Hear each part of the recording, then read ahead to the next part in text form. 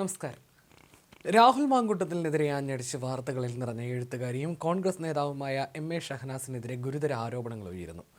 വ്യാജരേഖാ നിർമ്മാണം മുതൽ ആൾമാറാട്ടം വരെ നീളുന്ന ആരോപണങ്ങളിൽ മുഖ്യമന്ത്രിക്ക് ലഭിച്ച പരാതിയിന്മേൽ പോലീസ് അന്വേഷണം ആരംഭിച്ചുവെന്നാണ് വിവരം.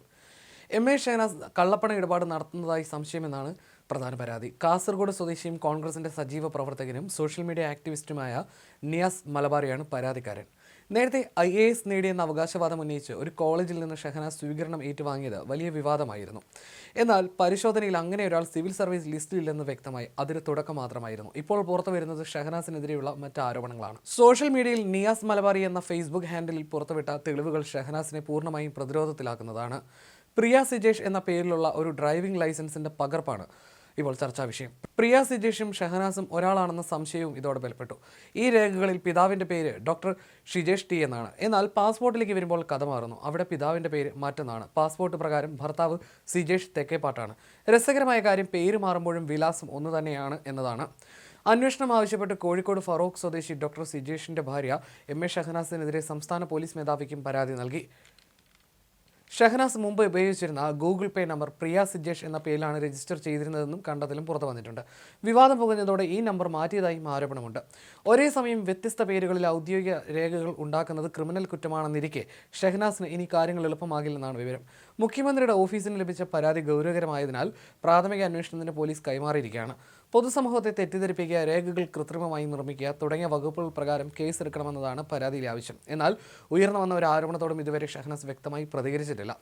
കേസ് കൊടുക്കാൻ വെല്ലുവിളിക്കുന്ന പോസ്റ്റ് ഷഹനാസ് കഴിഞ്ഞ ദിവസം ഇട്ടിരുന്നു. രാഹുൽ മാങ്കൂട്ടത്തിനെതിരെ വാർത്താ സമ്മേളനത്തിൽ ശക്തമായ വിമർശനങ്ങൾ ഉന്നയിച്ചതിന് പിന്നാലെയാണ് ഷഹനാസിനെതിരെ സോഷ്യൽ മീഡിയയിൽ സൈബർ ആക്രമണവും രൂക്ഷമായത്.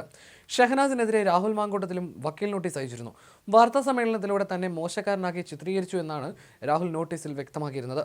ഷഹനാസിന്റെ പരാമർശങ്ങൾ തനിക്ക് മാനനഷ്ടം ഉണ്ടാക്കിയെന്നും 10 കോടി രൂപയുടെ നഷ്ടപരിഹാരം നൽകണമെന്നും ആവശ്യപ്പെട്ടായിരുന്നു രാഹുൽ വക്കീൽ നോട്ടീസ് അയച്ചത്. എം.എ. ഷഹനാസ് ഉന്നയിച്ച ആരോപണങ്ങൾക്ക് ഒരു അടിസ്ഥാനവുമില്ല.